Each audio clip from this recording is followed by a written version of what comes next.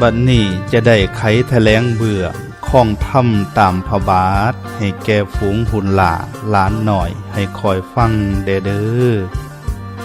จะได้แปลตามผืนข้องถ้ำความเก่าคำขององค์พระเจ้าบอกไว้เฮาให้หำคะนิ่งเอาทอน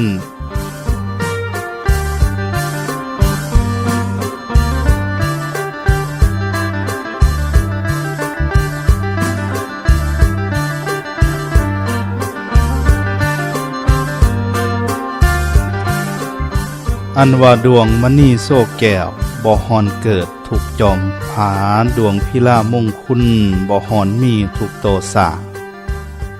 อันว่าจวงจันขู่บ่ฮอนมีถูกเขตป่าอันว่าปาดบัณฑิตผู้หูบ่มีพอถูกสถานพี่น้องเอ้ย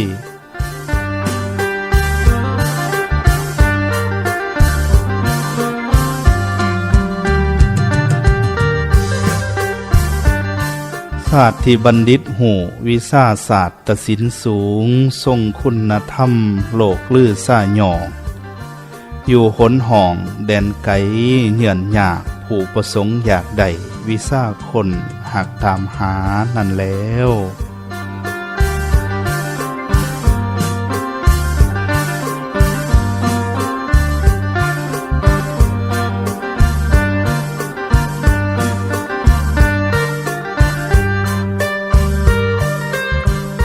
ขั้นว่าความหูหน่อยอย่าฝ่าเปิบว่ามีหลาย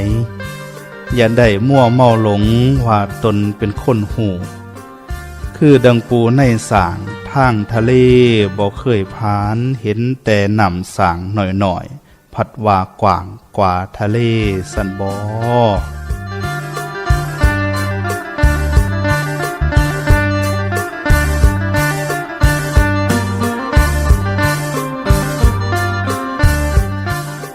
ให้ผู้ฟังเพิ่นเว้าโล่มเหล่าในทางธรรมยอมก่อเกิดปัญญาหมู่พญาความหูปัญญาธรรมสู้ให้วิจัยเห็นคุณค่าปัญญามีคู่ขางความสุขนั่นก็ตามมาพี่น้องเอ้ย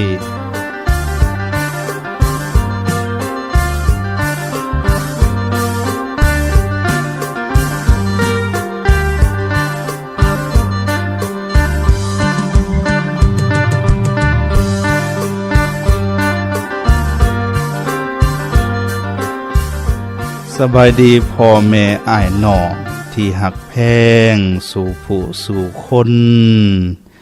เสียงพิณเสียงธรรมเสียงดนตรีแห่งศิลป์แห่งธรรมดัง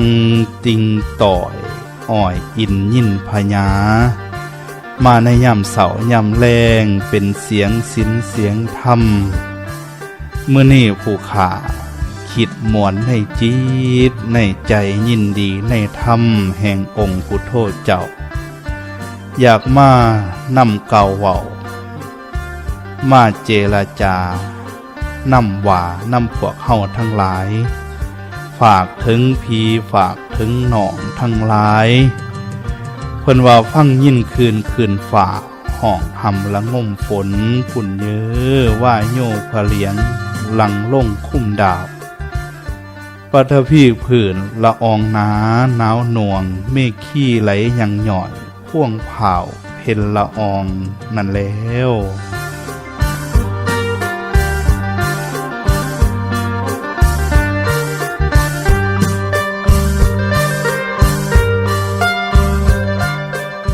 ฟูงเขากาในไหหน้าสวนใบบางเขียวอ่อนงามลำดัวฟูงหมูมาล่าเสียวแสนก่อกางกีบหอมห่วงเห่าปทุมมาดจังกรพระกาเกสรเป่งละอาบานแย่มโนในหนอมคนิ่งทำดวงหยอดขอให้ญาณสองแจงอย่ามีเอาอังท่วงแต่ทอน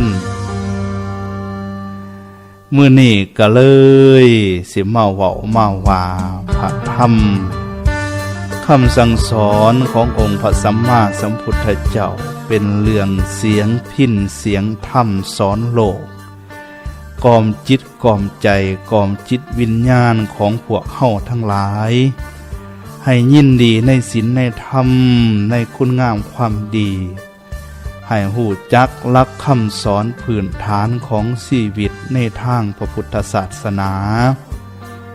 พวกเฮาได้เกิดมาเป็นคนเป็นมนุษย์สาได้พบพ่อพระพุทธศาสนาแล้วก็จะได้พากันประมาทผ่านผังไปจากคุณค่าความหมายของชีวิตคือการดำรงชีวิตอยู่ด้วยศีลด้วยธรรมดำรงอยู่ด้วยความบ่ประมาท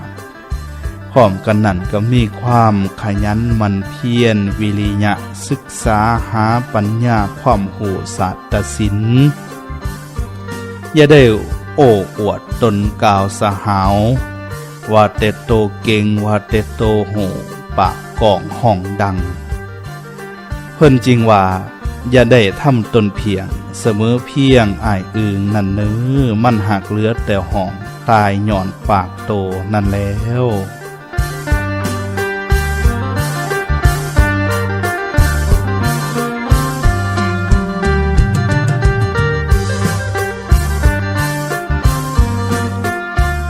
คำว่าอันนี้เพิ่นเปรียบเทียบหัวคิดหัวสมองของคนโง่คนพาลใส่กับหัวสมองของตัวอึ่งอ่างเป็นสัตว์ตัวน้อยๆแต่ว่าห้องเสียงดังก้องเนื่องนั่นไปทั่วทงหน้าป่าใหม่น้องน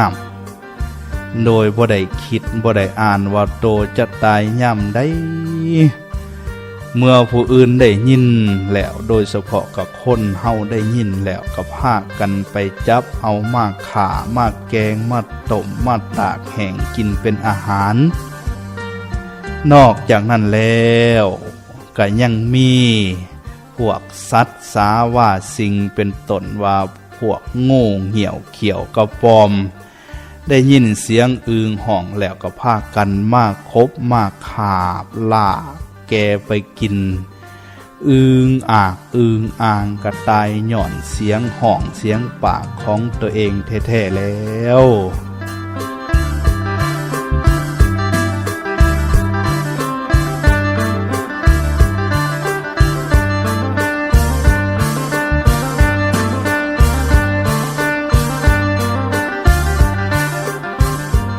คำว่าอันนี้เพิ่นก็ยังอยากสั่งอยากสอนให้พวกเฮาให้หูว่าให้พากันระมัดระวังในคำปากคำเว้าเมื่อเว้าดีก็มีคนหักมีคนแพงมีคนนับถือบูชาหลายถ้าเว้าหายตัวต้มหลอกลวงก็มีแต่คนสิ่งสั่งหนังหนาบ่มักหนาแล้วการเว้าอันหนึ่งคือการเว้าทางเว้าแท่งเสียดสีนินทาหาเรื่องใส่หายป้ายสีคนอื่นก็มีแต่การสั่งศัตรูโง่ผิดขึ้นมาอ้อมขางอ้อมเอวของตนเอง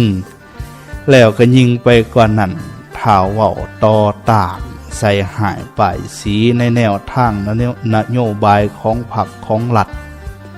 ผู้ปกครองบ้านเมืองผู้นำพาพัฒนาประเทศศาสตร์บ้านเมืองที่ถูกต้องโดยสอบธรรม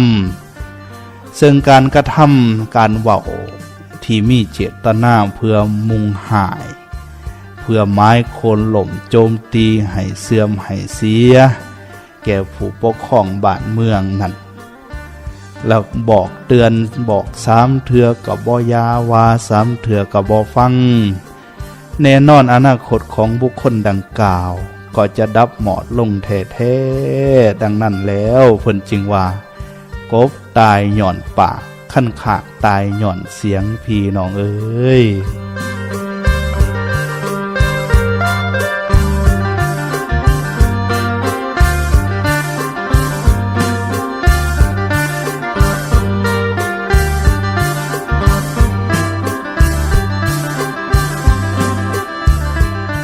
เป็นคนให้หับผู้เฮียนหุงหวนเห็นเป็นคนคมบ่เครื่องแข้งจริงใหญ่เยื่องเครื่องแจกบ่แม่นแข็งคัดของอบ่เป็นปลายบ่โกงขี่องคุยฝงหลงความผิดพลาดลม สิอมแขวขาบขี้ตมแท้แล้ว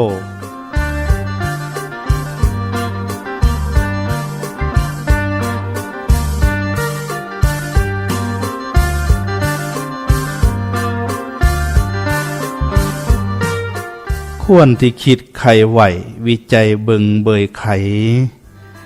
อย่าหลวงไล่ลืมตัวมิ่งมั่วเมาเว้าเอาแต่โว้ยไหวตึงต่างตำทานตีตุตีต่อยตานหานโผดผ้าโหดหายกฎหมายสี่สั่งสิฆ่าแล้วน้อ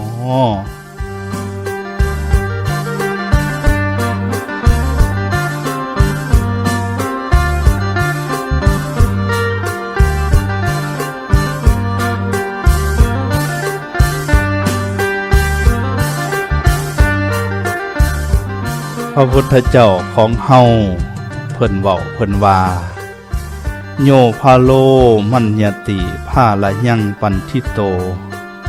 ว่าปีเตนะโสพาโลจะปันทิตะมานีสเวพาโลติวุจจติเพิ่นว่าแปลมาเป็นความเล่าของเฮาก็แปลว่าคนโง่คนพาลขั้นว่าหูตัวเองว่าเป็นคนโง่คนผ่านแล้วยังชื่อว่าผู้เป็นบัณฑิตได้แน่อยู่แต่ถ้าคนโง่แล้วยังคิดว่าตัวเองเป็นคนฉลาดอวดองค์อันนั้นล่ะคือคนโง่แท้ๆเพิ่นว่า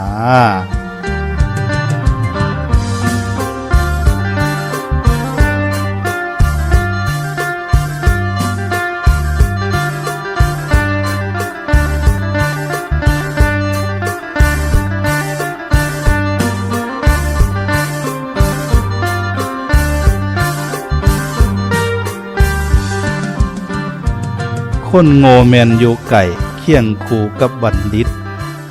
ตลอดจนชีวิตสัวดีบ่มีหูดูดังเอาจองใส่ตักแกงในหม้อใหญ่จองบ่ฮอนหูได้ว่าแกงนั่นแสบนัว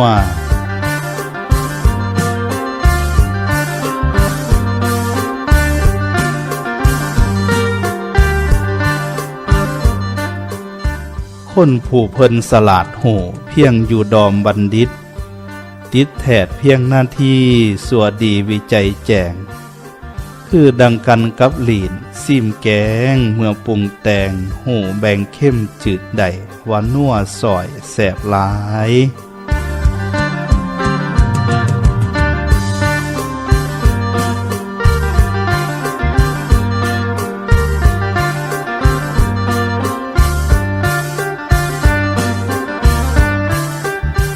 คนโง่หูเมื่อใด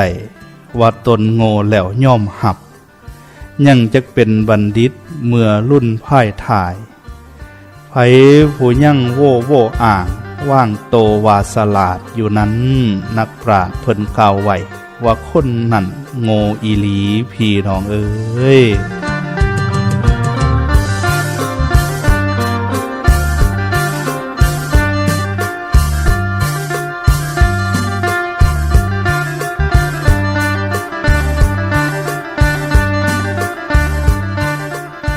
เพราะฉะนั้นพวกเฮาทั้งหลาย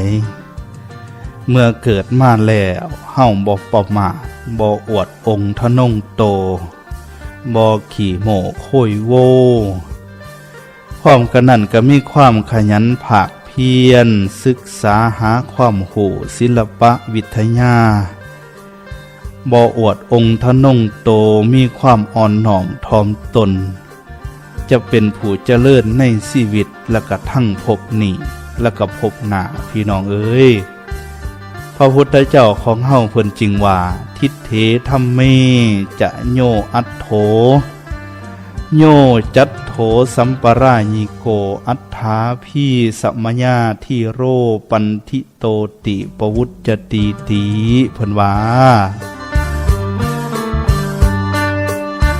ซึ่งแปลเป็นความเล่าของเฮาว่า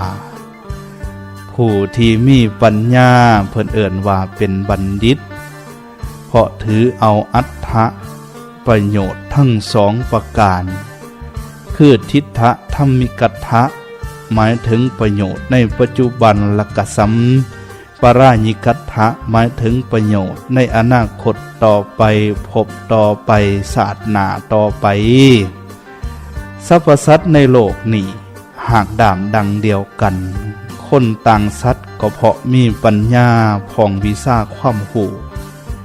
ไผผู้ปัญญาหน่อยปูป้าอ่านบ่ออกบ่ว่าตกตำไตเป็นใบยิงกว่างัวพี่น้องเอ้ย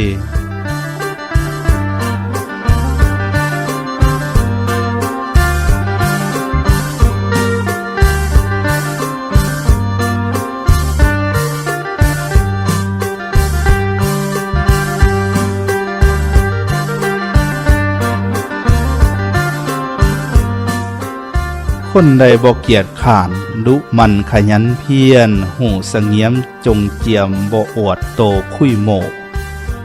สัตย์ซื่อบริสุทธิ์แท้บ่โลภาโลภหลายฝักใฝ่ในประโยชน์สร้างคนนั้นประเสริฐสูง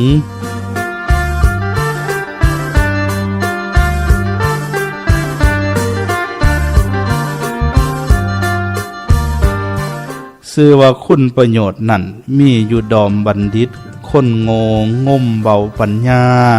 โทษแหลนมาโคมเห่ามีบัณฑิตคนเดียวเจ้าโสภาแสนสง่าหมายความว่าวิเศษล้ำพันเท่าพวกโง่เขาพี่น้องเอ้ย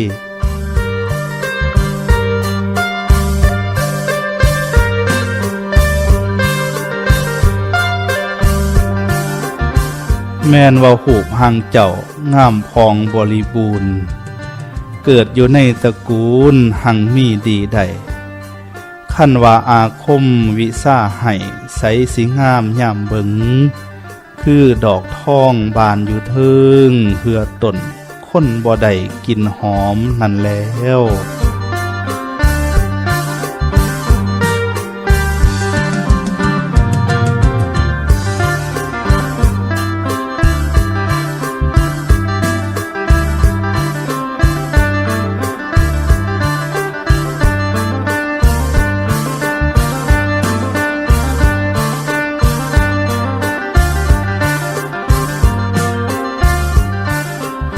พ่อแม่พี่น้องที่หักแพงสุผู้สุคน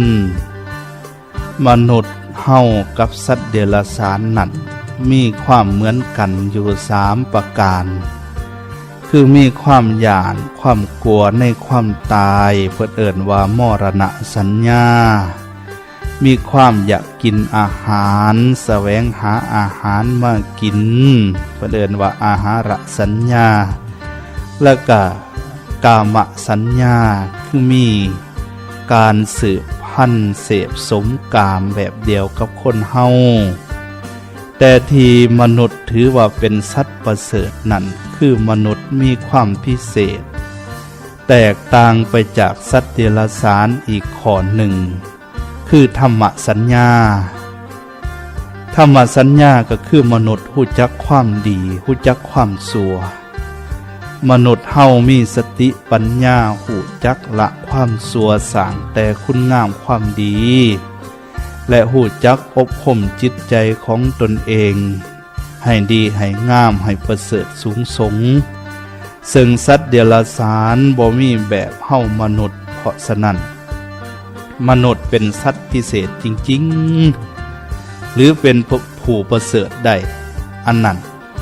ก็ด้วยการฝึกฝนอบรมพัฒนาตนเองซึ่งเริ่มมาจากการศึกษาหำเฮียนการแสวงหาวิชาความรู้ให้แก่ตนเองแล้วก็ฝึกฝนอบรมจิตใจของตนเองให้มีศีลมีธรรมมีความเมตตาปราณีมีความหักความแพงมีความกตัญญูกตเวทีต่อผู้มีบุญมีคุณมีพระคุณต่อตนเองจริงจะพบพอความสุขความเจริญได้อยู่ในชีวิตนี้อยู่ในโลกนี้ก็จะมีความสุขหลังจากตายเพราะกายแตกไปแล้วก็มีสุคติโลกสวรรค์เป็นที่ไปเพราะฉะนั้นแล้วผู้ข้าจึงว่าเมื่อได้เกิด ขึ้นมาแล้วอย่าสุประมาทให้เป็นผู้ตั้งอยู่ในคุณธรรมตั้งอยู่ในศีลในธรรมพร้อมกันนั้นก็มีความขยันหมั่นเพียรในหน้าที่เวียกการเวียกงานมีความขยันหมั่นเพียรแสวงหาวิชาความรู้ศิลปศาสตร์ให้แก่ตนเองแล้วก็พร้อมกันนั้นก็อบรมฝึกฝนสร้างกุศลทำคุณงามความดีให้เกิดมีในตนอยู่เสมอ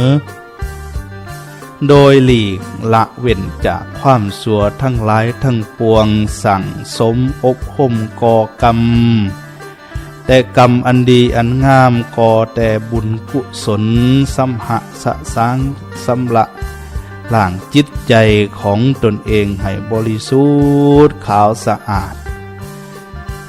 อันนี้จึงสื่อว่าเฮาได้เกิดมาเป็นคนที่สมบูรณ์ได้เกิดมาพบพ่อพระพุทธศาสนานั่นเด้อ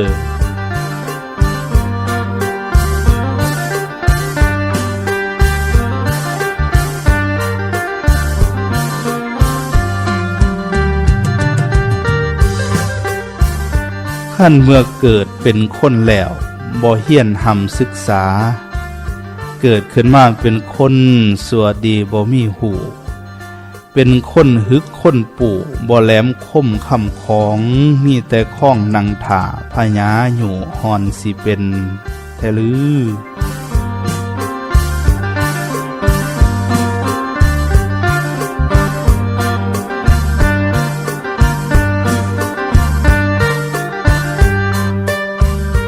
ท่านว่าความหูหน่อยหอยยองในตำราทรัพย์สมบัติบ่มีในมืออยู่นำตนแล้วเถิงเมื่อย่ามกันใส่งมใส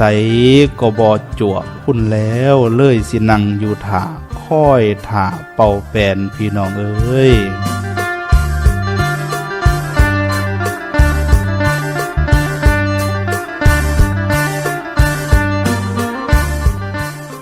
บ่มีความหูบ่มีทรัพย์สมบัติในมืออยู่นำตนแล้วเถิงเมื่อย่ามกันใส่งมใสก็บ่จวบพุ่นแล้วเลยสินั่งอยู่หล่าค่อยท่าเป่าแปนจงเว้นการเกือบกลัวนำหมู่ทุลส้นท่านจงเอาตนคบสำสาธุส้นไว้ให้มันทำดีสร้างเว้นคืนโดยตลอดขอดพันแปรโลกนั้นกระสันหูอยู่สู่ย่ามพี่น้องเอ้ย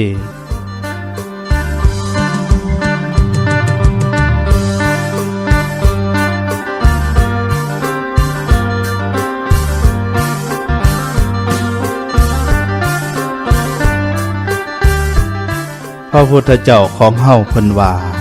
ชีวิตที่จะมีมุ่งคุณชีวิตที่จะได้แนวดีดีให้แก่ตนเองบ่แม่นให้ไปไหวไปว่อนไปขอห่ออ่อนว่อนนำว่อนนั่นบ่อนนี่ที่ว่าศักดิ์สิทธิ์วิเศษวิโสแต่เพิ่นว่าให้เฮาเริ่มต้นอยู่ที่โตของเฮาเองที่จะเข้าไปเกี่ยวข้องกับคนและก็สังคม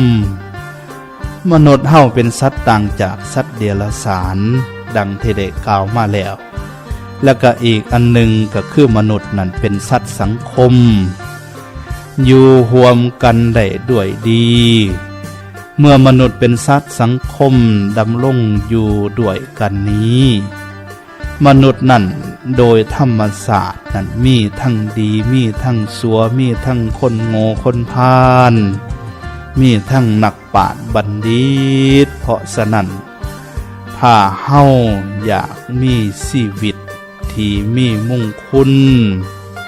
ชีวิตที่เจริญขึ้นไปเรื่อยๆมีชีวิตที่เจริญขึ้นไปเรื่อยๆในเบื้องต้นเฮาต้องรู้จักคบกับคนคบค้าสมาคมกับคนกับสังคมโดยให้หลีกเว้นจากการคบค้าสมาคมกับคนโง่คนพาลคนบดีสังคมที่เปื่อยเหื่อยสังคมที่อันธพาลแล้วก็ให้คบค้าสมาคมกับคนดีมีศีลมีธรรมนักเป็นนักปราชญ์เป็นบัณฑิตทั้งหลาย พิ่นว่าอเสวนาจะผ้าล่านั่งแปลเป็นความลาวเฮาว่าให้หลีกเว้นจากคนสัวคนพาลปันทิตานั่นจะเสวนาให้คบค้าสมาคมกับคนดีกับปราชญ์บัณฑิตคนมีศีลมีธรรมมีคุณธรรมมีปัญญาเป็นสัตตบุรุษปูซาจะปูซานิยนังเสิร์ชสู้บูซาผู้ที่ควรเสิร์ชสู้บูซาคือเสิร์ชสู้บูซาคนดีคนมีบุญคนมีคุณคนมีศีลมีธรรมมีคุณธรรมหลีกเว้นการเสิร์ชสู้บูซาคนสัวคนถอยคนอันธพาล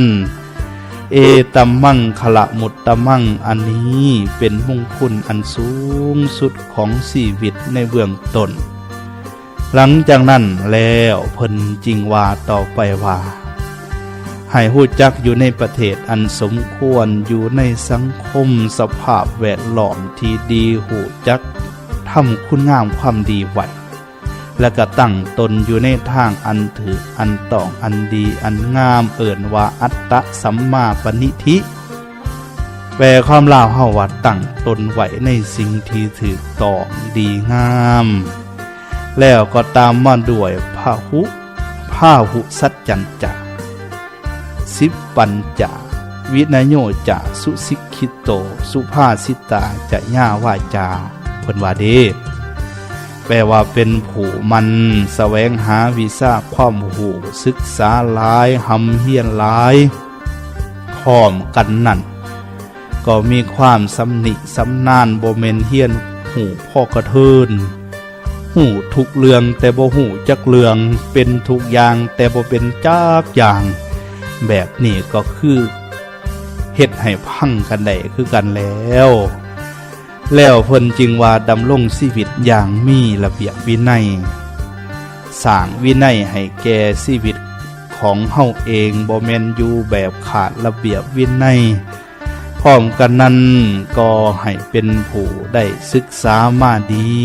ทั้งมีวาจาการเว้าการเจรจาแต่แนวความจริงสิ่งที่เป็นประโยชน์ดีงามเอตัมมังคลมุตตมังอันนี้ก็เป็นมงคลอันสูงสุดของชีวิตของพวกเฮาพี่น้องเอ้ย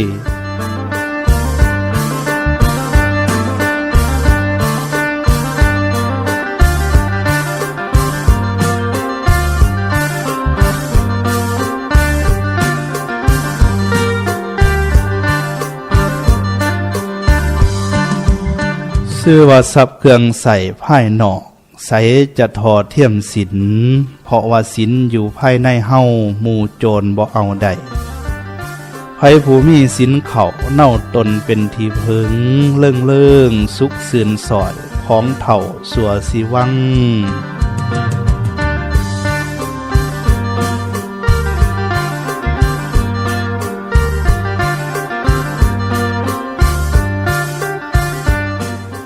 เป็นคนให้เจ้าตั้งประพฤติแต่ความดีเพื่อให้เป็นราศีเอือบขิงเขียนของศีลธรรมของค่อยถาคือหน้าค่อยฝุนอายอุ่นศีลธรรมบ่เสื่อมเศร้ายังใสเท่าสัวอาสงพี่น้องเอ้ย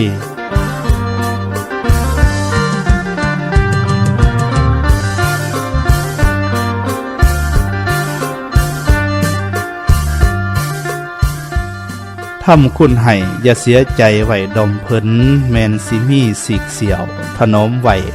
จริงดีนั่นแล้ว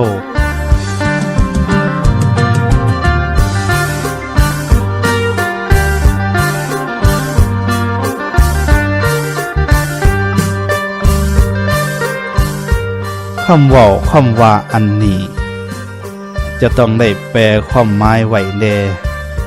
เพื่อลูกเพื่อล้านหุ่นใหม่อาจจะยังบ่เข้าใจบางคำเพิ่นว่าทำคุณให้คำว่าทำคุณอันนี้ก็หมายถึงการเฮ็ดคุณงามความดีไว้กับคนอื่นหรือการเฮ็ดดีกับผู้อื่นไว้แล้วแล้วก็คำว่า อย่าเสียใจไว้ดอมเพิ่นอันนี้ข้อหมายนี่ก็หมายถึงว่าจะได้กินแหนงแข่งใจอย่าได้จมอย่าได้ว่าอย่าได้ประมาทว่าเฮาเฮ็ดดีแล้วเขาคือบ่เห็นความดีเฮาจะเลิกเฮ็ดความดีเป็นต้นแล้วก็คำว่าแม่นสิมีสิกเสียวนั่นหมายถึงว่าถึงแม้นว่าคุณงามความดีนั่นจะมีหน่อยเดียวก็ตามก็ให้ภาคภูมิใจดีใจว่าเฮาได้เฮ็ดคุณงามความดีไว้แล้วเพิ่นจริงว่าถนอมไหวซึ่งหมายถึงความเพียรรักษาไหวบ่ให้สูญเสียไปรักษาความดีของตัวเองไหวเสมอเหมือนกับเกลือรักษาความเข้มนั่นแล้ว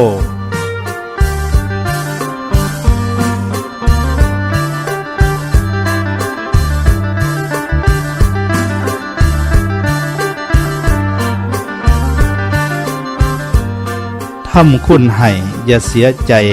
ไหวดอมเพิ่นแม่นสิมีสีกเสี่ยวถนอมไหวจริงดีนั่นแล้วคำว่าอันนี้เพิ่นสอนให้คนเฮามีจิตใจบริสุทธิ์ขาวสะอาดมีคุณธรรมกว้างขวางเพื่อแผ่สวยเหลือมีความโอบอ้อมอารีและก็มีความเมตตาปราณีต่อกับทุกคนเพิ่นได้เน้นนักให้พวกเฮาว่าการสร้างคุณงามความดีนั้นหรือทำคุณงามความดีอันใดไว้กับไผก็ตามไว้กับผู้หนึ่งผู้ใดไผก็ตามก็ขอให้ถือว่าอันนั้นคือคุณค่าทางจิตทางใจที่ได้มอบให้ไปถึงแม้นว่าจะเป็นสิ่งเล็กๆหน่อยๆก็ตามก็จะได้เสียอกเสียใจจะได้กินแหนงแข่งใจให้ถนอมรักษาไว้ให้มันคงยาวนานแล้วก็อีกประการหนึ่งว่าการที่ได้ทำคุณงามความดีหรือเฮ็ดบุญคุณให้กับไผผู้ใดผู้หนึ่งนั้นเฮาอย่าได้จมอย่าได้ว่าด่าหายอย่าได้เหียบห้องเอาหนีบุญหนีคุณคืนอย่าไปเหียบคาหาบุญหาคุณกับเขาแต่จงเฮ็ดด้วยน้ำจิตน้ำใจอันบริสุทธิ์จริงใจอีหลีคือพระโพธิสัตว์เพิ่นเฮ็ดคุณงามความดีเพราะเพิ่นมีจุดมุ่งหมายคือให้ได้ตัดสหูพระสัมมาสัมโพธิญาณโพธิสรรพสัตว์ทั้งหลายให้พ้นจากความทุกข์ในสงสารไผจะหูไผจะเข้าใจเจตนาล่มเพิ่นแล้วมาส่งเสริมสนับสนุนเพิ่นก็แห่งดีขยายความดีต่อไปถ้าผู้ใดยังบ่เข้าใจคัดขวางกีดขวางเพิ่นก็บ่ได้จมเพิ่นก็บ่ได้ว่าเพิ่นก็เฮ็ดคุณงามความดีบ่ปะบ่ถิ่มจนคนอื่นเขาหูเขาเห็นเขาเข้าใจนั่นแล้วก็เฮ็ดความดีด้วยความบริสุทธิ์จริงใจอีหลีจริงจะเป็นแบบเป็นอย่างให้แก่คนทั้งหลายยิ่งซ้ายหน่อยใหญ่ไปเมื่อหนาเพิ่นจึงว่าใจให้ใสสิ่งแก้วแววแหวนวงสมรคือดังจันทจรเพ่งพุงพ่มพ่ายฝ่าอาสาแข็งขันขำทำคุณคล้องประโยชน์นี้หลีกทางโหดหายไม้สั่งแต่สิ่งดี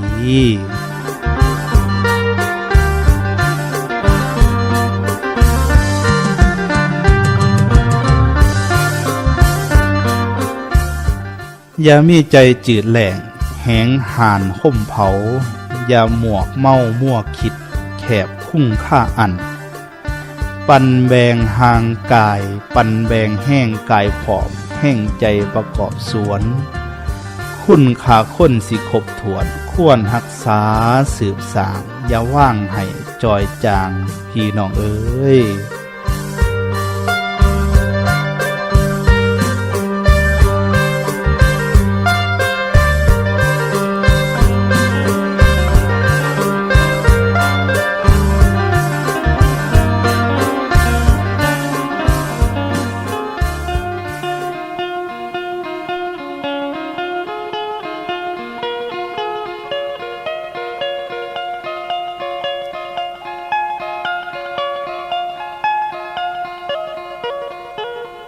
ขั้วเมื่อฝาดถูดเถ่า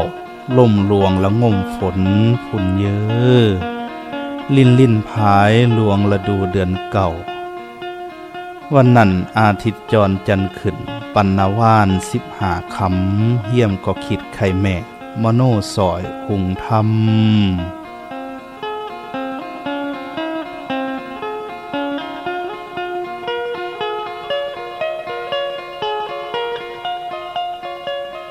นับซ้ำมือหมูแหนดนอนต่มปีกุนขานหมู่กระเลิงเล่าเอิญ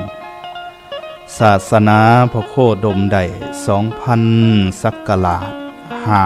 562 เศษหอยยั่งเยินยอมเบา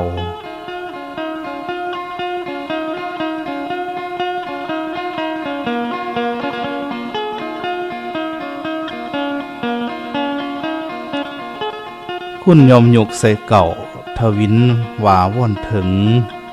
บัดนี้เฮียมจักเดียงดวงสารแห่งพระธรรมท่งเจ้าควรที่เพิ่งเฮาหูสัพพัญญูสอนโลกต่างดังเป็นแวนไหวเล่าหลาให้จือจำพี่น้องเอ้ย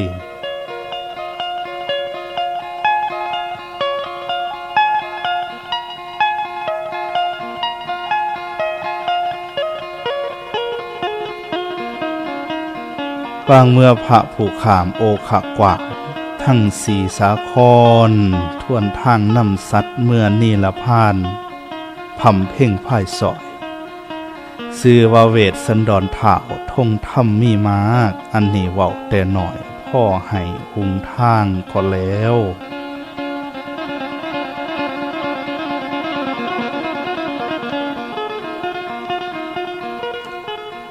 วันนี้จักได้พิภักผืนผู้ประเสริฐสัพพัญญูก็แล้วยามยังเน่าในแม่นเทพสวงสวรรค์ฝ่าพระก็ย่วงย่านเหยี่ยมซุ่มผู้โลกหลุมเห็นสัตว์คือหมูหมาอยากนำเดือนหาหอดหิวภาคหนึ่งยังซุ่มด้วยโดยโลภตัณหาคือคู่ซิ่วส่งฝนเมื่อฤดูเดือนเก่าเวทนานี่ในเมืองมนุษย์โลกผู้เจืองเจ้าเห็นแล้วนายสะอางพี่น้องเอ้ย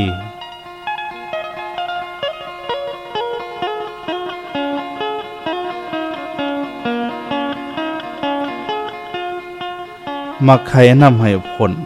พ่ายกระอกสงสารนำทางทวนกระแสส่งเมืองแก้วในเมื่อโพธิญาณขุมคนิ่งในหี่หำหูบ่อผังพระอินทร์แผ่วเพ่นผาย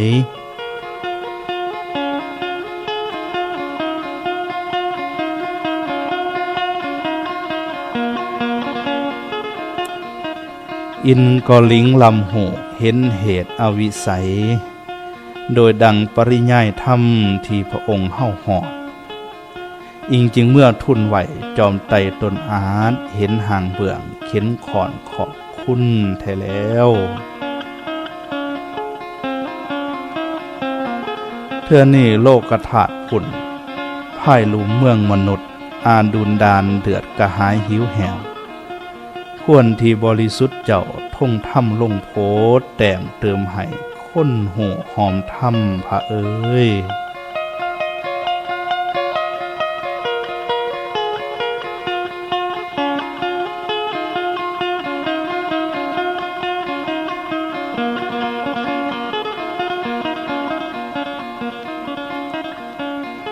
สบายดีพ่อแม่อ้ายน้องที่หักแพงสู่ผู้สู่คนเสียงแห่งศิลเสียงแห่งธรรมเสียงพินถิ่นลาวเฮาได้ดังกองลอยลองมาตามลมผสมผสานกับเสียงพินเสียงแค้นแดนลาวบ้านของเฮาลาวไต่เมื่อนี้ผู้ขาเจ้าหัวป่าวัดพิลาวงศ์มีจิตใจจำนงซื่นส้มยินดีในธรรมแห่งองค์พุทโธเจ้าก็เลยอยากนำมาเก่าเว้าเทศนาไขอ่านตามหอมเบื้องพุทโธเจ้าสั่งสอนค ขวบเมื่อฝาดถูดเถ่าล่มลวงละงมฝนพุ่นเยื้อลิ้นพายลวงฤดูเดือนเก่าวันนั้นอาทิตย์จรจันทร์ขึ้นปันนาวาน15 คำเหี้ยมก็คิดไข่แม่งมโนสอยหุงทำ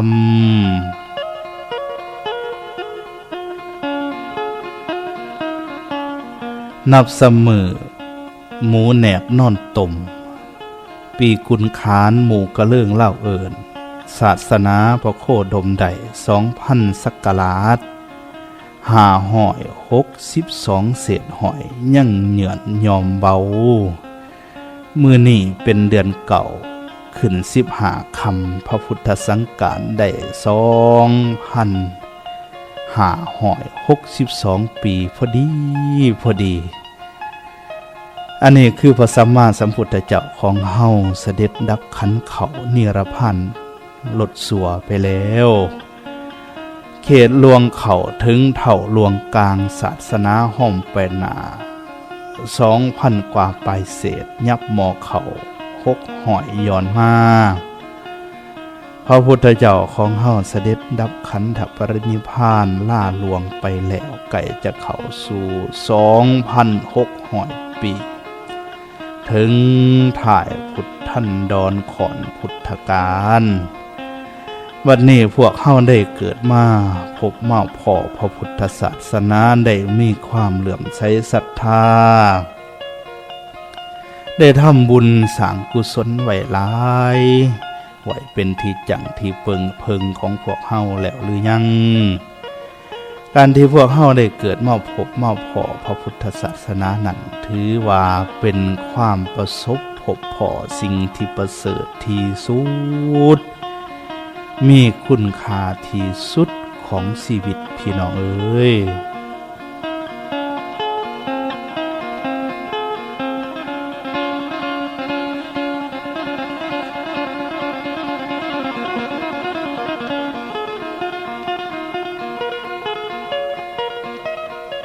การได้เกิดมาพบพระพุทธศาสนาสื่อว่าเป็นสิ่งที่ได้ของที่มีค่าที่สุด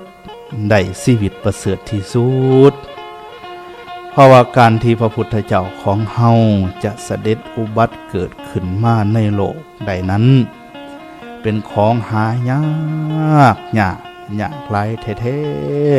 ๆต้องอาศัยการกระทำอธิการเพิ่นว่า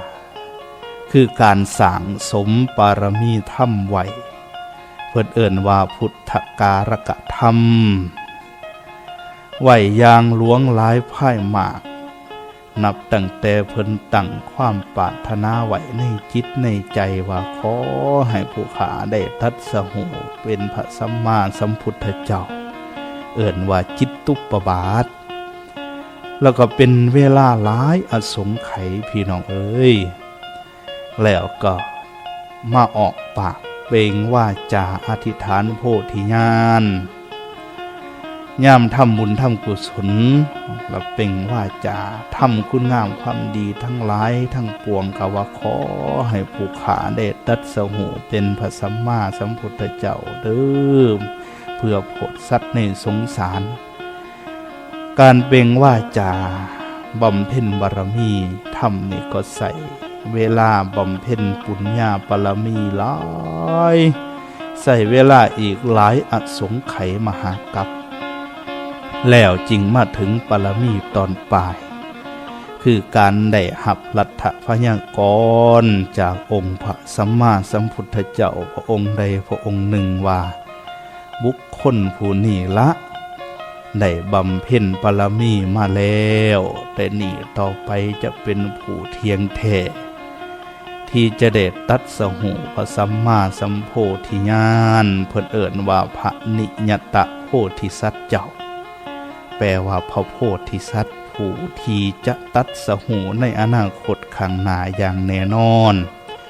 อันนี้เพิ่นก็ต้องได้สร้างบุญสร้างกุศลสร้างคุณงามความดีบำเพ็ญปารมีปุญญากตธิการอีกยาวนานแสนยาวนาน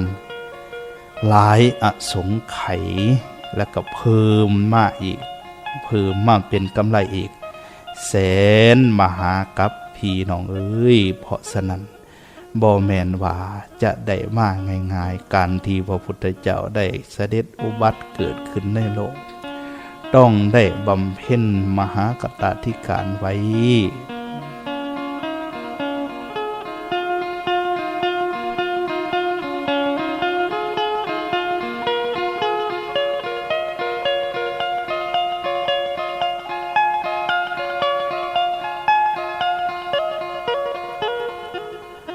วันนี้เยี่ยมจักเดียงดวงสารแห่งพระธรรมท่องเจ้าควรที่เพิ่งเฮาหูสัพพัญญูสอนโลกต่างดังเป็นแวนไหวเล่าลาให้จือจำพี่น้องเอ้ย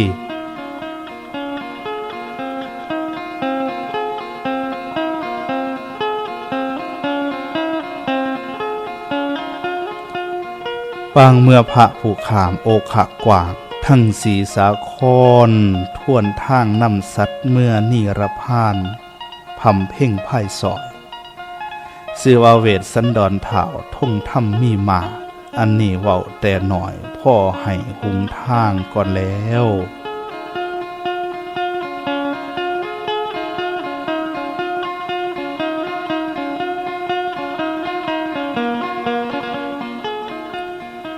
พระพุทธเจ้าของเฮาแต่ละพระองค์เมื่อจะเสด็จอุบัติเกิดขึ้นมาในโลกต้องได้บำเพ็ญปุญญากตธิการปุญญาบารมีธรรมทั้งหลายไหวอย่างล้วงหลายเหมือนดังที่ได้กล่าวมาแล้วนั้นถ้าพระสัมมาสัมพุทธเจ้าที่ทรงบำเพ็ญปรมีธรรมด้วยศรัทธาเพิ่นเอิ้นว่าศรัทธาธิกะโพธิสัตว์เมื่อตัดสหูเพิ่นว่าศรัทธาธิกะสัมมาสัมพุทธะอันนี้รวมการบำเพ็ญปรมีธรรมทั้งหมดอยู่40อสงไขยมหากัปพี่น้องเอ้ยแล้วก็เพิ่มเติมเข้ามาอีกแสนมหากัปเพื่อเอิ้นว่ากำไรแห่งการบำเพ็ญปุญญาปรมีเพิ่นว่า40อสงไขยกำไรอีกแสนมหากัปจึงถึงความเต็มบริบูรณ์แห่งพระปารมีธรรมแต่ถ้าพระสัมมาสัมพุทธเจ้าที่ทรงบำเพ็ญปุญญาปรมีธรรมด้วยความภาคเพียรเพิ่นเอิ้นว่าวิริญาธิกะก็ต้องใส่เวลาทั้งหมดในการบำเพ็ญปรมีธรรมตั้งแต่อธิษฐานอยู่ในจิตในใจมาเป็นวาจาออกปากเว้าแล้วก็จนได้หับลัทธพยากรณ์เพิ่นก็ว่าใส่เวลาอยู่ถึง80อสงไขยแล้วก็80อสงไขยมหากัปแล้วก็เพิ่มเติมเป็นยอดออกไปอีกแสนมหากัปจึงสมบูรณ์บริบูรณ์ได้ส่วนองค์พระสัมมาสัมพุทธเจ้าของเฮาพระองค์ปัจจุบันนี้ทรงบำเพ็ญปุญญาปรมีธรรมโดยใส่ปัญญาเพิ่นเอิ้นว่าปัญญาธิกะอันนี้ไว้แน่หน่อยหนึ่งพระพุทธเจ้าของเฮาทรงบำเพ็ญปรมีธรรมใส่เวลาทั้งหม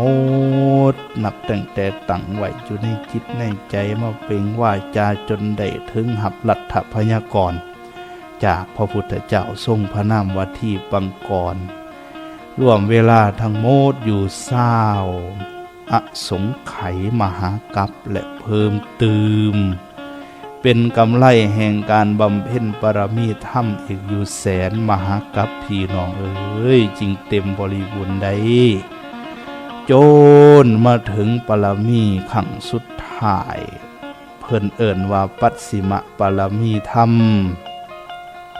เพิ่นได้มาเกิดเป็นพญาเวสสันดรเจ้าได้ทรงบำเพ็ญปรมีทั้งปวงให้บริบูรณ์แล้วจึงได้ไปเกิดในสวรรค์สันดุสิตเมื่อถึงการเวลาอันสมควรพวกเทวดาพระอินทร์พระพรหมทั้งหลายจึงได้ไปทูลเชิญให้เพิ่นเสด็จลงมาอุบัติเกิด ขึ้นในโลกตัดสหูทำโพดสรรพสัตว์ทั้งหลายทั้งปวงเพิ่นจึงว่าปางเมื่อพระผู้ขามโอขะกว่างทั้งสีสาครท่วนทางน้ำสัตว์เมื่อนี่ละพานพำเพ่งไพ่สอยซื้อว่าเวทสันดรท้าวท่งทำมีมากอันนี้เว้าแต่หน่อยพ่อให้หุงทางก่อนแล้วอันนี้เว้าให้พวกเฮาทั้งหลายได้คิดทำคะนิ่งเห็น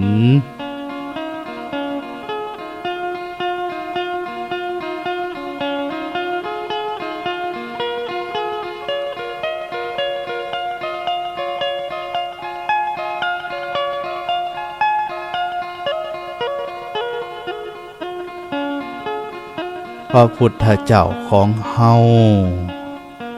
ได้ทรงบำเพ็ญมาล่วงหลายเหมือนดังที่ได้กล่าวมาเว้าให้เฮาได้คิดทำคะนิ่งเห็นการที่พวกเฮาได้เกิดมาเป็นคนก็ย้อนบุญกุศลสังไว้เกิดมาแล้วมีคุณค่ามากจึงได้มาพบพ่อพระธรรมเจ้าเทศนาเพราะฉะนั้นอย่าได้พากันประมาทมัวเมาหีบค้นขวายทำคุณงามความดีเด้อตอนนี้พระพุทธศาสนาก็กายหลวงเขาขามเขต 2,000 อายุของสัตว์ทั้งหลายก็บ่ยืนยาวมันบ่พากันถึงหอยสำใดในปัจจุบันนี่เกินไปก็มีเล็กๆน้อยๆบ่พากันถึงหอยก็มอละหน้ารถสัวทิมขาบไหวเขาให้ทรงสการอันนี้แล้ว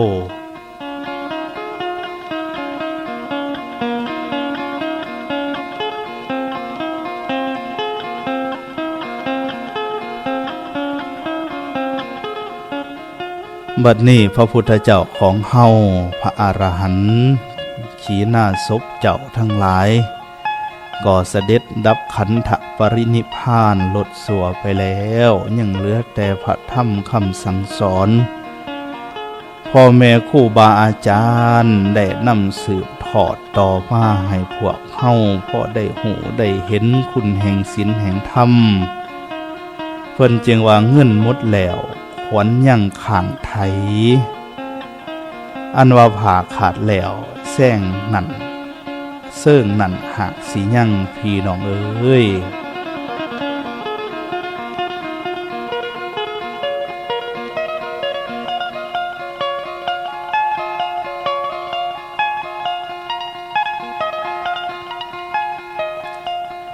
คำว่าบูฮานนี่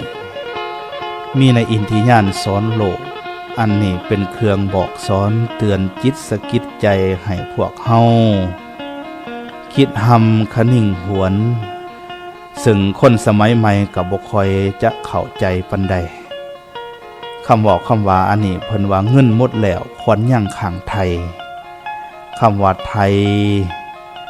นั่นก็คือถงที่เป็นหูกลมยาวเพิ่นซึ่งเพิ่นยิบไว้สำหรับใส่เงินเหรียญเงินกีบหัวน้ำเงินห้างเงินหมักเพาะในสมัยก่อนโบราณหรือบางเถื่อเพิ่นก็ยิบไหวใส่สิ่งของแบกเป้พายไปแล้วเพิ่นว่าขวัญยังข้างไทยหรือขวัญยังดอมไทยก็หมายถึงจิตใจหรือขวัญเงินขวัญคำยังอยู่ยังข้างดอมอยู่ในทงในไทยซึ่งยังมีความหวังว่าจะได้เงินได้คำนั้นมาอีกอยู่ซึ่งความหมายของสุภาษิตนี้เพิ่นอยากบอกอยากเตือนสอนจิตสะกิดใจพวกเฮาชาวพุทธทั้งหลายโดยเฮาเบิ่งเป็นสองแง่สองมุมคือทางโลกและก็ทางธรรมว่าองค์พระสัมมาสัมพุทธเจ้าพระอรหันตเจ้าทั้งหลายถึงจะเสด็จดับขันธปรินิพพานไปแล้วเงินหมดแล้วก็ตามขวัญยังดอมไทยก็คือยังมีพระธรรมพระสังฆเจ้าพระสงฆ์ยังมีพ่อแม่ครูบาอาจารย์ สืบทอดประพฤติปฏิบัติธรรมนำเอาหลักธรรมคำสั่งสอนมาบอกมาสั่งมาสอนพวกเฮาทั้งหลายถ้าพากันประพฤติปฏิบัติตามธรรม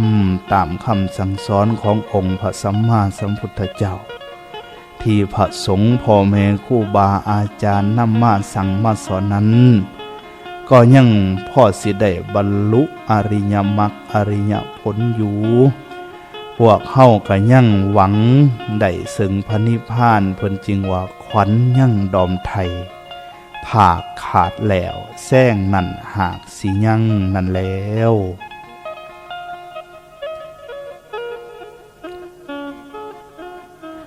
แล้วอีกความหมายหนึ่งซึ่งเป็นแง่คิดในการดำรงชีวิตของพวกเฮาก็คือว่ายามใดมีความท้อถอยสลดหดหู่ใจผิดหวังพบปัญหาในชีวิตขาดบ่อนพึงผ้าอาศัยบ่มีเวียกเฮ็ดงานทำถือภัยธรรมศาสตร์ทำลายบ้านเฮือนซ่านให้หน้าหัวสวนถือไฟใหม่นำท่วมอัคคีภัยทำลาย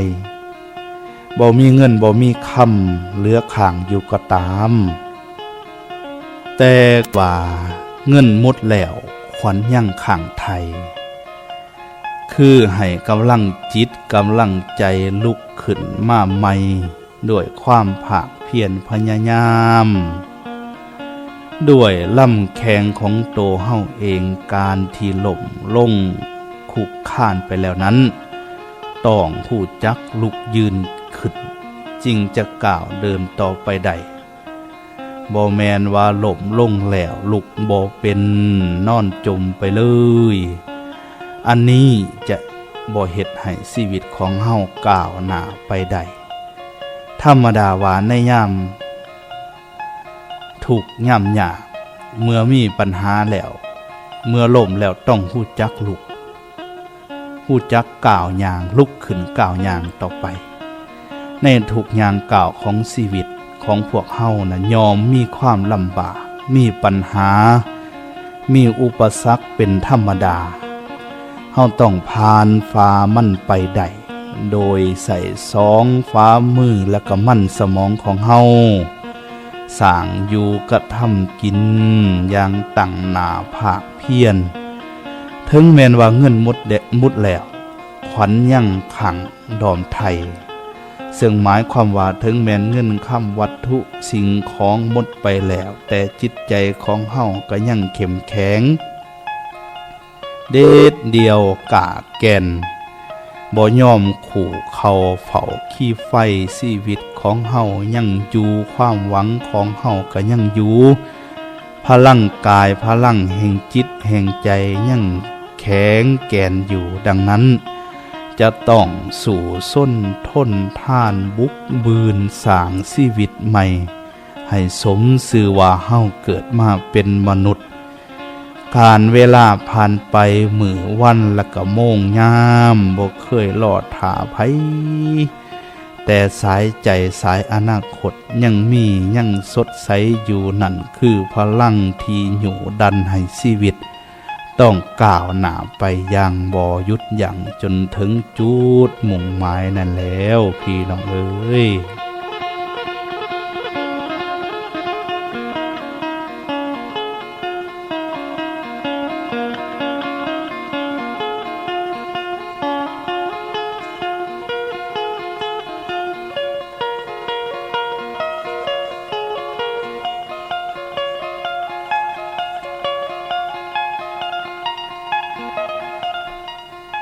อย่าตีตนต่ำเตี่ยสิตอมถูกละทุ่มหมองอย่านั่งคล้องความหวังอย่านั่งฟังผีเว้าอย่าเงาหงอยง่มเสาเมาสุราบ่องเบื่อเหลือใจทุกทอฝ่าเป็นหนาเวทนาเทเด้อ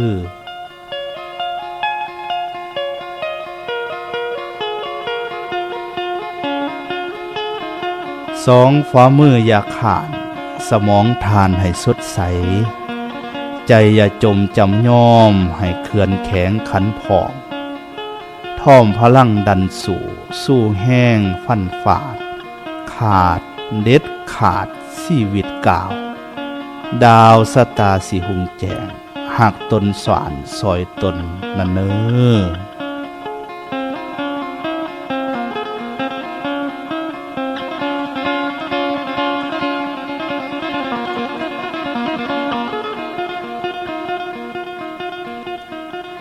อันหนึ่งอย่าได้ผ้าโล่หล่นหลายคนมักผาบกันเนออันบ่เป็นแหวนแก้วก็อย่าได้ลำแยงอย่าได้ว่างเสียแก้วมุ่งคุณของเก่าอันว่าคำผู้เฒ่าให้ถือไหวแถบท่วงนันทอน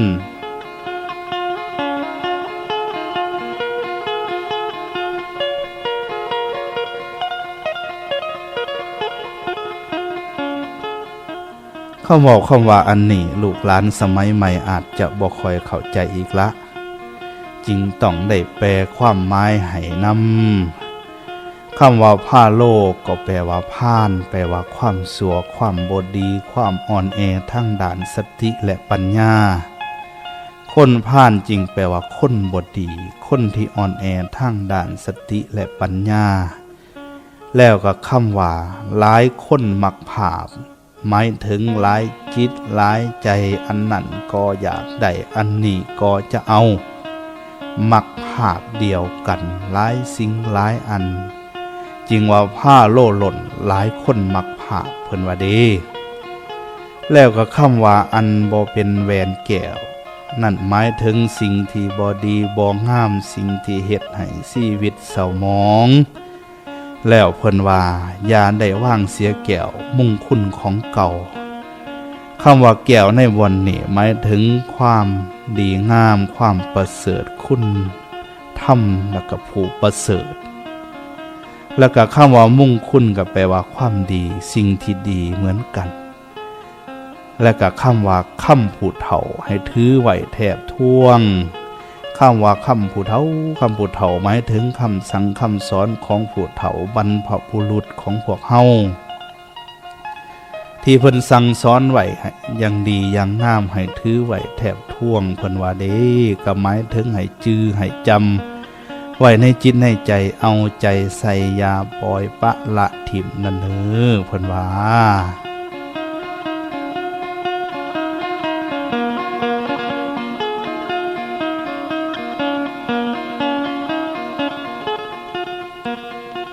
ในความหมายของสุภาษิตนี้มีหลายแง่หลายมุมมีทั้งสอนแบบคติโลกและคติธรรมความหมายในทางคติโลกก็คือเพิ่นอยากสั่งอยากสอนเตือนจิตสะกิดใจของพวกเฮาไว้ว่าอย่าได้โลภมากโลภผ้าอย่ามีตัณหาผ้าโลลื่นบ้านลื่นเมืองเพิ่นเวลาเลือกคู่หักคู่ห่วมชีวิตก็อย่าประพฤติตัวเป็นคนหลายจิตหลายใจมักผู้นั่นแน่มักผู้นี่นำคืออย่าได้มักภาพเดียวกันหลายคนถ้าเป็นแบบนั้นเพิ่นว่าคนเจ้าสู่หลายใจผู้ยิ่งเฮาคั่นว่าเห็นว่าโตเป็นคนงามมีเสน่ห์ติดอกติดใจของพวกอ้ายบ่าวทั้งหลายก็อย่าฝ่าวให้คำมั่นสัญญาไว้กับผู้นั่นผู้นี่ไว้หลายควรคิดใดตองอย่างลึกซึ้งถึงท้องว่าควรจะตัดสินใจมักไผกันแท้ควรเลือกเอาคนที่ดีมีคุณธรรมมีศีลมีธรรมแล้วก็เป็นที่ถือใจถือคุณธรรมอย่าได้หลงไหลไปนำคาล่มข่มคำเว้าแล้วก็อำนาจเงินอำนาจคำที่พวกเขาเอามาหลอกล่ออ้อยแต่ในทางกลับกันนั่นก็อย่าได้เลือกหลายจักหน่อยจะพากันขึ้นข้านปานสุภาษิตเพิ่นว่าเลือกพักผัดได้กินบ่งนั่นแล้วเลือกพักได้กินบ่งเลือกผู้ชายทรงงามสัมผัสได้แข็งจิ๋วถิวเอาวาวอยู่จ่อยๆผัดเป็นหน่อยนึกบ่ถึงแล้วเนาะเพิ่นว่า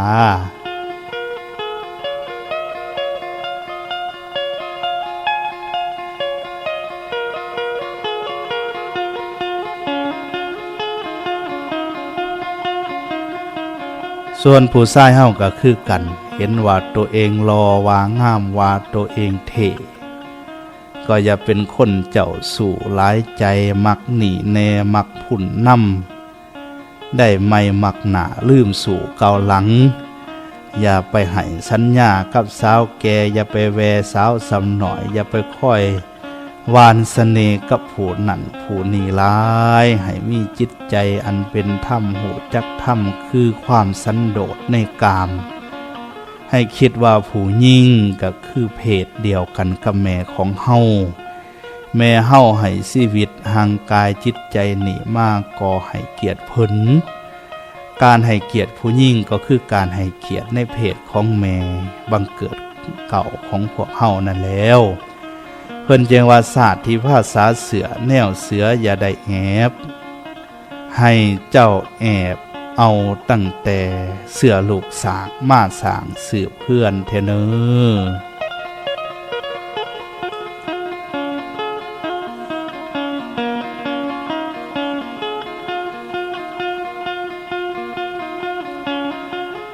ให้เจ้าแอบเอาแต่เสือลูกสางมาสางสืบเมืองนั่นเนอเป็นผู้ชายอย่าไปแอบเอาลักษณะเสืออย่าเป็นเสือผู้ยิ่งแต่ให้แอบเอาแนวลูกสางโตมุ่งคุ้นมาไหวสางสืบบ้านสืบเพื่อนสืบสกุลให้ภาคภูมิใจอีกประการหนึ่งจงจือจำคำอบรมสั่งสอนของผู้เฒ่าผู้แก่พ่อแม่ครูบาอาจารย์แล้วเลือกเอาแต่คติดีๆเพื่อนำเอาไปประพฤติปฏิบัติให้เกิดดอกออกผลและเป็นประโยชน์ต่อชีวิตอย่าได้ประมาทบุญคุณของพ่อของแม่ผู้เฒ่าผู้แก่ลุงป้าอาอย่าได้ถือว่าโตกับผู้หนึ่งสองกับเงาผู้ใดเว้ายังกับบ่ได้อย่าได้พากันมั่วหลงไหลมั่วเมาน้ำแนวความคิดอันต่ำๆที่ดึงแก่ไปในทางเสียหายวอดวายเป็นต้นอบายยมุกอย่าได้เฮ็ดหยังไปตามจิตตามใจของตนเองควรให้มีสติระมัดระวังโตและก็ตื่นโตประพฤติแต่ในทางอันถืออันสอบอันควรมีความสอบธรรมมีคุณธรรมและก็จริยธรรมประจำจิตประจำใจอยู่เสมอเพิ่นจึงว่าอย่าล่ายลวงโลภหล่นอย่าว่นวิ่งเวียนแสวงแย่งลำซ้อมส้มทรายแย่งลำซ้อมส้มยิ่งสอบส่วนสิ่งสุไม้คู่เคียงขันสอนอยากซ่อน2 3 4บ่ดีแล้วมักผู้นี่ยั่งผู้หนามักอาจย่าหยดขวางข่วงต่อย่อพอขาเป็นหนานายสะอางเทนอ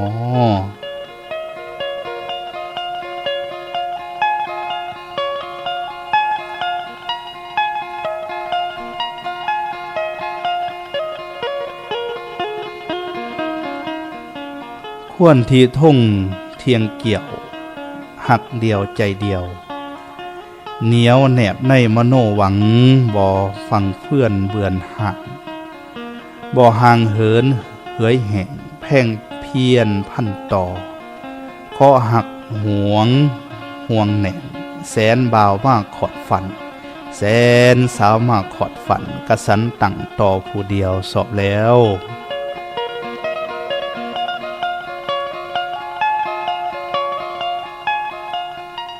แล้วอีกอย่างหนึ่งก็อยากให้เบิ่งในแง่มุมของทางธรรมในทางพระศาสนาเพิ่นว่าอย่าได้ผ้าโลดหล่นหลายคนมักผ้าอันบ่เป็นแหวนแก้วก็อย่าได้ลำแย่งอย่าได้ว่างเสียถิ่มมุ่งคุณของเก่าค่ำผู้เฒ่าให้ถือไว้แทบท่วง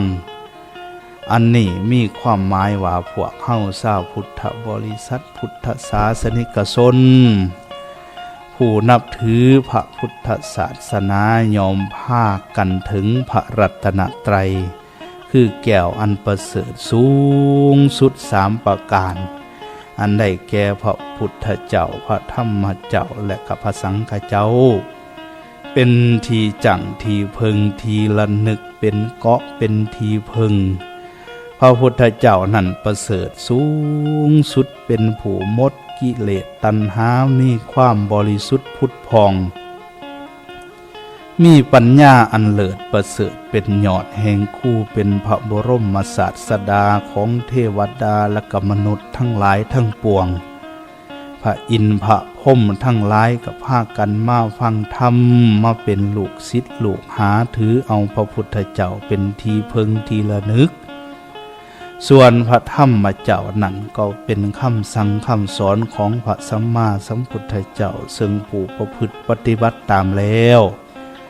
ยอมได้แต่ความดีเลิศประเสริฐสีได้ถึงความบริสุทธิ์พุทธพองและถึงซึ่งความดับทุกข์ทั้งหลายทั้งมวลพระสังฆเจ้าก็คือกันเพิ่นประพฤติปฏิบัติตามคำสั่งสอนของพระสัมมาสัมพุทธเจ้าแล้วได้ถึงซึ่งความหูตื่นเบิกบานเป็นผู้บริสุทธิ์พุทธพองหมดกิเลสตัณหาแบบเดียวกันกับพระพุทธเจ้าเป็นแบบเป็นอย่างของพวกเฮาพระพุทธเจ้าก็ดีพระธรรมเจ้าก็ดีและก็พระสังฆเจ้าก็ดีผู้ใดถึงแล้วยอมพ้นจากทุกข์ทั้งหลายทั้งปวงใดเพิ่นจึงว่าพุทธังสรณังคัตตาเสธัมมังสรณังคัตตาเสสังฆังสรณังคัตตาเสนะเตขมิตสันติอปายะภูมิงปหายะมานุสังเทหังเทวกายังปริปุเรศสันติตีเพิ่นว่าแปลเป็นความลาวเฮาว่าคนเราใดส้นเราใดหากได้ถึงพระพุทธเจ้าเป็นที่จังที่เพิงถึงพระธรรมเจ้าเป็นที่เพิงถึงพระสังฆเจ้าเป็นที่เพิงคนเหล่านั้นจะบ่ไปสู่อบายภูมิคือจะบ่ไปตกนรกบ่ไปเกิดเป็นผีเผรตบ่ไปเกิดเป็นอสุรกายบ่ไปเกิดในกำเนิดสัตว์เดรัจฉานทั้งหลายหลังจากตายแล้วส่วนเหล่านั้นผู้ถึงพระรัตนตรัยเป็นที่จังที่เพึงจะไปเกิดในสวรรค์เทวโลกเพิดเพลินในสุคติโลกสวรรค์นั่นแล้วเพราะฉะนั้นพวกเฮาได้มีโอกาสเกิดมาเป็นชาวพุทธแล้วมีพระพุทธเจ้ามีพระธรรมเจ้ามีพระสังฆเจ้าเป็นที่จังที่เพึงแล้วชื่อว่าได้แก้วอันประเสริฐสูงสุดก็ให้พากันมีศรัทธาให้มีความเหลื่อมใสอันมั่นคงในพระรัตนตรัยอย่าได้พากันผ้าโล่หล่นหลายคนมักพาอย่าได้พากันหันเหไปในทางอันบ่ถึกบ่ควรอย่าได้หลงไหลงมงายอย่าได้หันเหไปนับถือศาสนาอื่นสิ่งศักดิ์สิทธิ์อื่นสิ่งวิเศษอื่นเพิ่นว่าอันบ่เป็นแหวนแก้วก็อย่าได้ลำแยง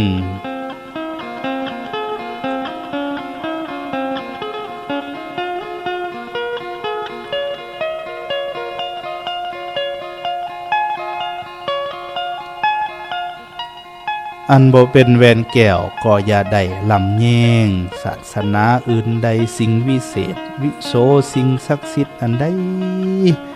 ก็ตามคนวิเศษปันใดก็ตาม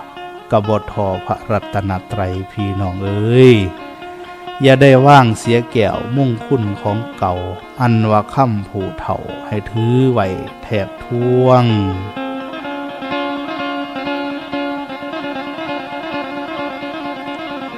อันนี้นั่นก็สอนจิตสอนใจเตือนพวกเฮาว่าพระธรรมคำสั่งสอนของพระสัมมาสัมพุทธเจ้าพระพุทธศาสนาพ่อแม่เฒ่าแก่ลุงตาเป็นผู้ที่พวกเฮาเคารพนับถือเป็นบรรพบุรุษของพวกเฮาได้พากันนับถือเสด็จสู้บูชาไหวมาตั้งแต่บูฮันนักการเมื่อ2,500 กว่าปีมาแล้วตั้งแต่สมัยสร้างอุโมงค์พระธาตุหลวงอุโมงค์พระธาตุพนมอุโมงค์พระธาตุอิงหั่ง ตั้งแต่สมัยนั้นมากกว่า 2,000 กว่าปีจนมาถึงยุคพระญาฝ่างุ่มยุคสมัยของพระญาฝ่างุ่มมหาลาภได้สร้างตั้งอาณาจักรลาวล้านสร้างให้เป็นปึกแผ่นแน่นหนายิ่งใหญ่แล้วก็นำเอาพระพุทธศาสนามาประดิษฐานลงไหวมั่นคงให้เป็นอาณาจักรหลักธรรมหลวงมาถึงยุคพญาโพธิสารลาชเจ้าพญาไสยเศรษฐาธิราชเจ้าแล้วก็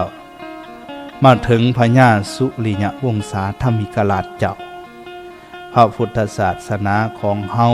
ได้เจริญหุ่งเฮืองสุดขีดจนประเทศศาสตร์บ้านเมืองได้กลายเป็นอาณาจักรหลักธรรมคำสั่งสอนพื้นฐานของชีวิตหลักจริยธรรมในทางพระพุทธศาสนาได้กลายมาเป็นหีด12ของ14หีดบ้านของเมืองสืบต่อมาเพราะฉะนั้นอย่าได้ว่างเสียแก้วมุ่งคุณดวงประเสริฐคือพระธรรมคำสั่งสอนในทางพระพุทธศาสนา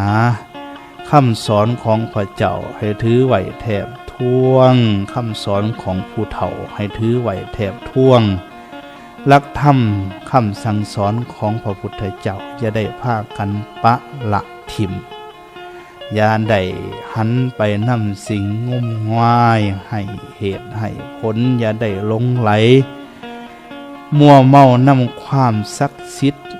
ขังวิเศษวิโสอันอื่นพี่น้องเอ้ยแล้วก็อย่าได้หลงไหลมัวเมานำคุณค่าของการบริโภคนิยมแต่ให้ใส่ใจในการสร้างคุณธรรมให้เกิดมีในจิตในใจของเฮาให้หลายๆชีวิตเฮาบ่แม่นมีเพียงแต่มือนี้มือเดียววันเดียวบ่แม่นมีแต่ศาสตร์นี้ศาสตร์เดียวชีวิตของพวกเฮาชีวิตสรรพสัตว์ทั้งหลายยังมีวันข้างหน้าอนาคตศาสนาต่อไปถ้ายังบ่ถึงพระนิพพานบ่หมดกิเลสก็ยังเวียนว่ายตายเกิดในวัฏฏะสงสารเกิดบนสูงเกิดบนต่ำเพราะจังสันเฮาจริงเอาบุญเอากุศลเอาคุณงามความดีเอาคุณธรรมเอาศีลเอาธรรมไว้เป็นที่จังที่พึงของชีวิตทั้งในปัจจุบันนี้และพบหน้าศาสนาต่อไปพี่น้องเอ้ย